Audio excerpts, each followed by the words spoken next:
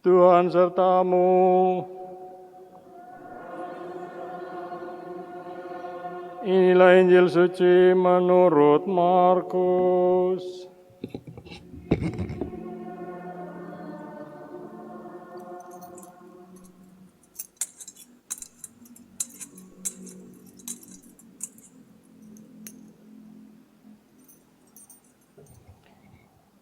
Pada suatu hari datanglah seorang ahli Taurat kepada Yesus dan bertanya, "Perintah manakah yang paling utama?" Yesus menjawab, "Perintah yang paling utama ialah, dengarlah hai orang Israel, Tuhan Allah kita itu Tuhan yang esa. Kasihilah Tuhan Allahmu dengan segenap hati, dengan segenap jiwa, dengan segenap akal budi, dan dengan segenap kekuatanmu. Dan perintah yang kedua ialah, kasihilah sesamamu manusia seperti dirimu sendiri. Tidak ada perintah lain yang lebih utama daripada kedua perintah ini." Lalu kata ahli Taurat itu kepada Yesus, "Guru, tepat sekali apa yang kau katakan, bahwa Allah itu esa dan tidak ada Allah lain kecuali Dia. Memang mengasihi Dia dengan segenap hati, dengan segenap pengertian, dan dengan segenap kekuatan serta mengasihi sesama manusia seperti diri sendiri jauh lebih utama daripada semua korban bakar dan persembahan." Yesus melihat betapa bijaksananya jawab orang itu.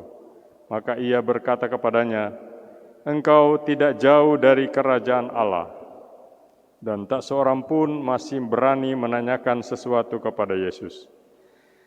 Demikianlah sabda Tuhan. Terpujilah Kristus.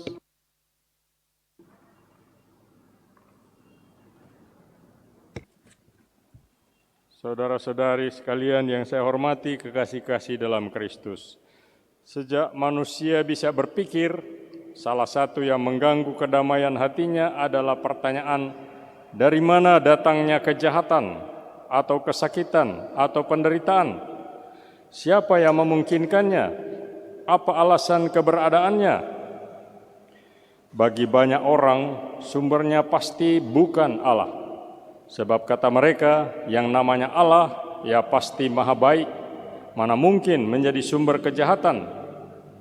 Dia juga maha kuasa, mustahil bisa dipaksa atau terpaksa menciptakan sesuatu yang sebenarnya amat dibencinya.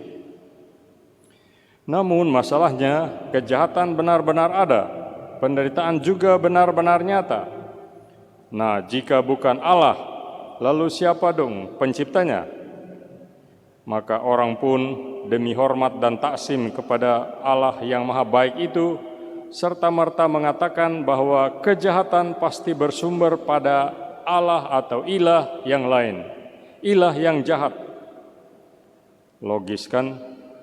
Ya, tapi sayang, logika ini bukan logika kitab suci. Sebab dengan sangat keras kitab suci menentang dualisme. Dualisme artinya bahwa di samping Allah yang baik, ada pula ilah yang jahat. Tidak mungkin.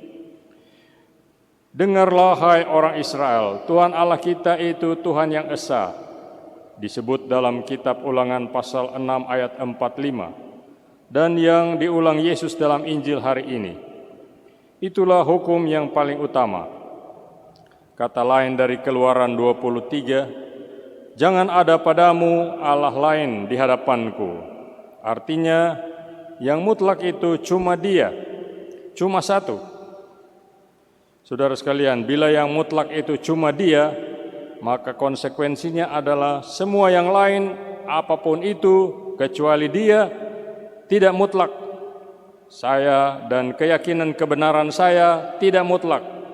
Tidak mutlak berarti terbatas, bisa salah, tidak sempurna. Prinsip inilah menurut keyakinan saya merupakan dasar toleransi yang sejati dan keterbukaan yang otentik. Sebab tidak satu pun, termasuk diri saya sendiri, yang boleh memutlakkan diri. Semuanya mengakui ketidaksempurnaannya, dan oleh karena itu juga keterbukaannya untuk saling menerima dan saling belajar. Saudara sekalian, seorang kenalan di kayu watu pernah cerita, dia sekali waktu dikunjungi sekelompok anggota persekutuan doa tertentu. Setelah berbincang-bincang sebentar, katanya mereka mulai menurunkan gambar, patung, barang antik, bahkan guci-guci yang sangat berharga dan bernilai tinggi. Katanya harus dibuang, dibakar, atau dihancurkan, sebab mempertuhankan yang bukan Tuhan. Maka ujar mereka, benda-benda itu adalah sarang iblis, setan, dan kuasa-kuasa kegelapan, kata mereka dengan sengitnya. Saudara sekalian, menurut saya, kalau mereka mau menghancurkan atau membuang patung-patung milik sendiri, ya silahkan saja, itu hak mereka sepenuhnya sebagai pemilik. Tapi kalau mereka memaksa, menakut-nakuti, serta mengancam orang lain agar melakukan yang sama, ini jelas-jelas bukan sikap yang lahir oleh pimpinan atau inspirasi Roh Kudus. Mengapa saya berani memastikan itu? Sebab menurut sabda Tuhan, pimpinan Roh Kudus akan tercermin antara lain melalui kesabaran, kemurahan, kebaikan, kelemah lembutan, dan penguasaan diri, kata Paulus dalam Galatia pasal 5 ayat 22-23. Sedang sikap mereka sungguh bertolak belakang. Salah besar, saudara-saudari, kalau orang menyangka bahwa iblis terutama bersarang di patung-patung.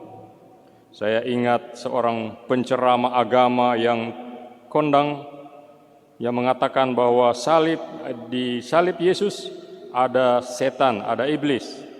Salah, sebab di manakah iblis paling gemar bersarang? Ya, di hati manusia, di hati Anda, di hati saya, di hati para pembenci patung itu juga. Inti perintah Tuhan yang mereka mau perjuangkan adalah mempertuhankan sesuatu yang bukan Tuhan. Bahasa tingginya idolatri, mempertuhankan berhala, menukar Tuhan yang hidup dengan benda-benda mati. Saudara sekalian, apa saja yang dipertuhankan manusia sekarang? Bisa apa saja, tapi yang jelas semuanya bersifat benda, kasat mata, dan terukur dengan angka-angka. Sukses misalnya dinilai dan diukur secara materi, dan kebahagiaan dibayangkan sebagai kelimpahan atau kenikmatan yang bersifat material dan badania.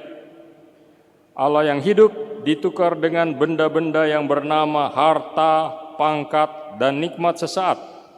Dan itulah yang setengah mati orang cari sampai melupakan Tuhan.